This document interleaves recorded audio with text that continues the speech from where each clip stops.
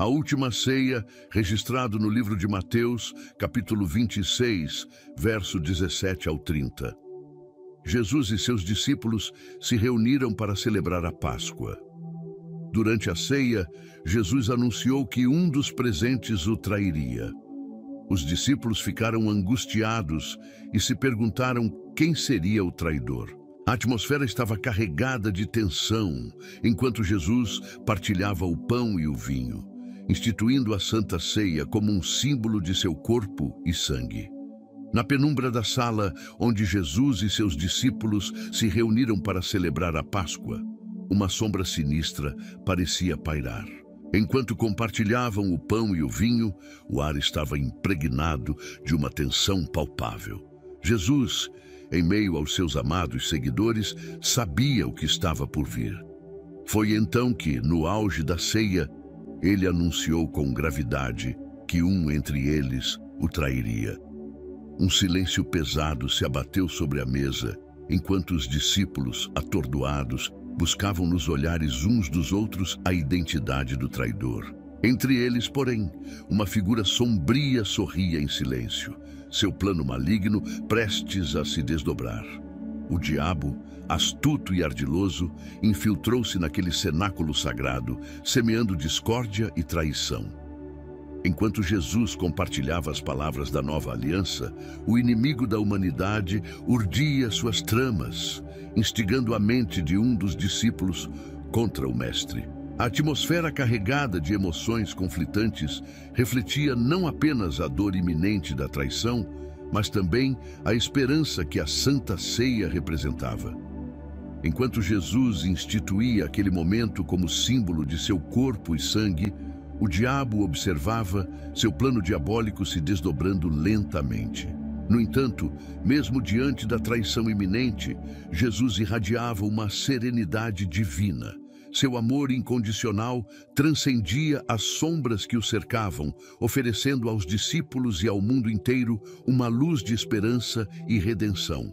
Assim, naquele momento de tensão e angústia, a batalha entre o bem e o mal se desenrolava em meio à ceia sagrada, com Jesus, o Salvador, enfrentando não apenas a traição de um de seus próprios, no caso Judas Iscariotes, mas também as forças do mal que buscavam desviar o curso da história. Após aquela ceia carregada de tensão, Jesus foi para o jardim do Getsêmani para orar. Ele estava profundamente angustiado e triste, sabendo o que estava por vir. Jesus implorou a Deus que afastasse dele o cálice do sofrimento, mas ao mesmo tempo submeteu-se à vontade divina. A tensão era palpável, enquanto Jesus suava sangue e clamava ao Pai.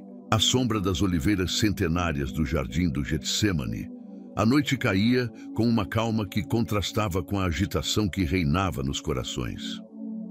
Jesus, o Filho de Deus em forma humana, encontrava-se ali, envolto em uma aura de profunda angústia e tristeza. O peso do destino iminente pesava sobre seus ombros divinos e humanos.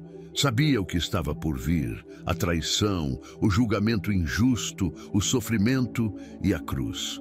No entanto, mesmo em meio ao turbilhão de emoções, ele se ajoelhou, submetendo-se à vontade do Pai.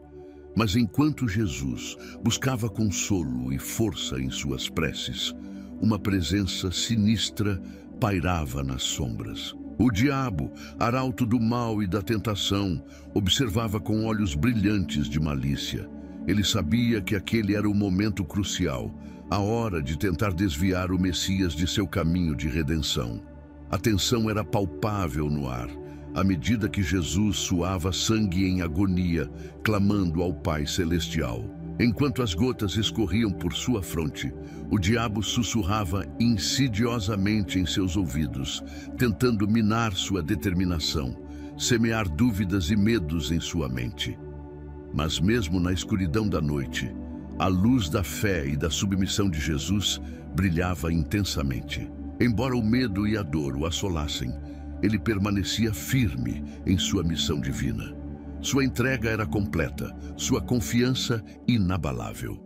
E assim, em meio à luta entre a luz e as trevas, o jardim do Getsemane testemunhou a batalha espiritual mais intensa da história. Enquanto Jesus enfrentava seus próprios medos e tentações, o diabo tentava, sem sucesso, desviar o curso da redenção humana. No entanto, naquela noite fatídica, a vontade de Deus prevaleceu sobre todas as adversidades. E mesmo quando as sombras se cerravam ao redor, a esperança resplandecia no coração daquele que carregava o fardo do mundo sobre seus ombros amorosos. Enquanto Jesus ainda orava, Judas, acompanhado por uma multidão armada, chegou ao Getsemane e o traiu com um beijo. Jesus foi então preso pelos soldados. Seus discípulos ficaram em pânico, e um deles chegou até a cortar a orelha de um dos servos do sumo sacerdote. Jesus, em meio à tensão do momento, repreendeu a violência e se entregou pacificamente. Nas sombras densas da noite, o diabo tecia seus planos sinistros, observando com deleite a agonia que se desenrolava no jardim do Getsemane. Enquanto Jesus ainda proferia suas preces, Judas, o traidor, avançava sorrateiramente, sua mente corrompida pelo mal. Com passos furtivos, Judas se aproximou de Jesus, seus lábios curvando-se em um sorriso traiçoeiro, enquanto selava seu ato infame com um beijo. Ao seu gesto, uma multidão armada irrompeu das sombras, liderada pelos guardas do templo, os agentes daqueles que haviam sido seduzidos pelas mentiras do diabo. O caos se instalou no jardim sagrado.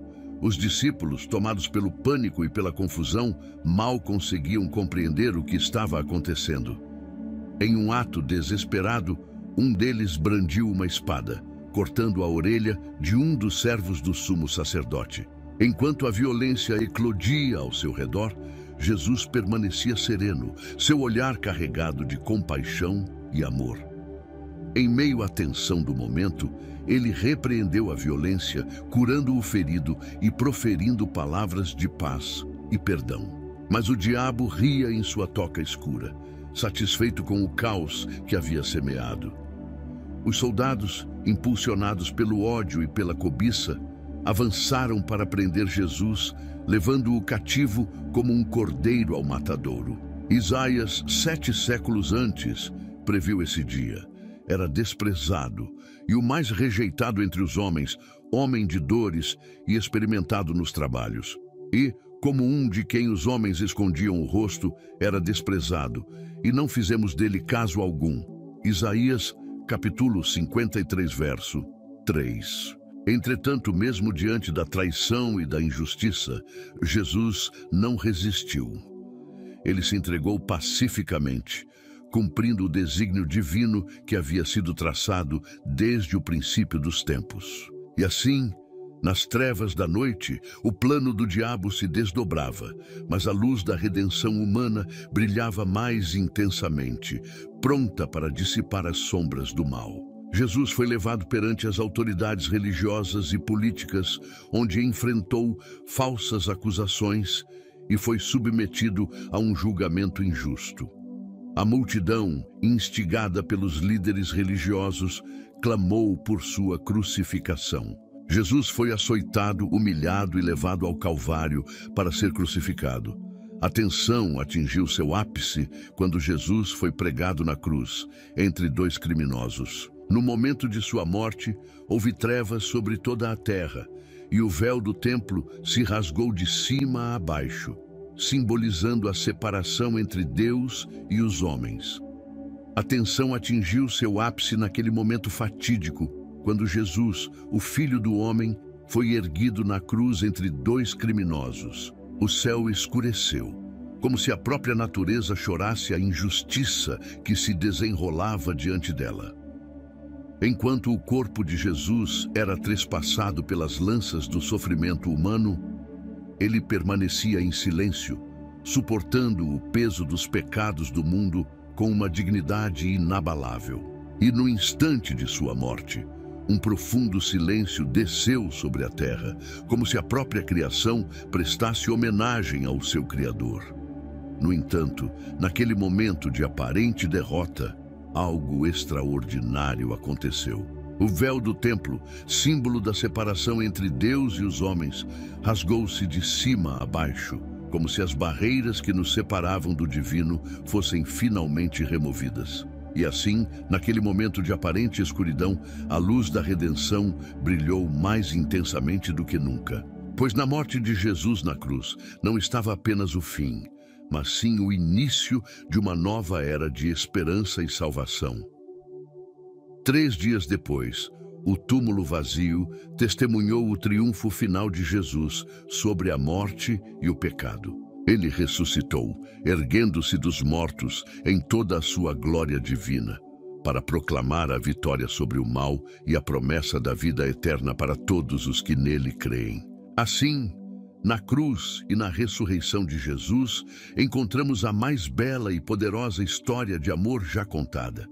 Pois em seu sacrifício e triunfo encontramos a redenção e a esperança que transformam as trevas em luz, a morte em vida e a tristeza em alegria eterna. Essas passagens bíblicas capturam a intensidade emocional e a tensão dos últimos dias de Jesus na terra, culminando em sua crucificação e, finalmente, sua ressurreição, que trouxe esperança e salvação para todos os que creem.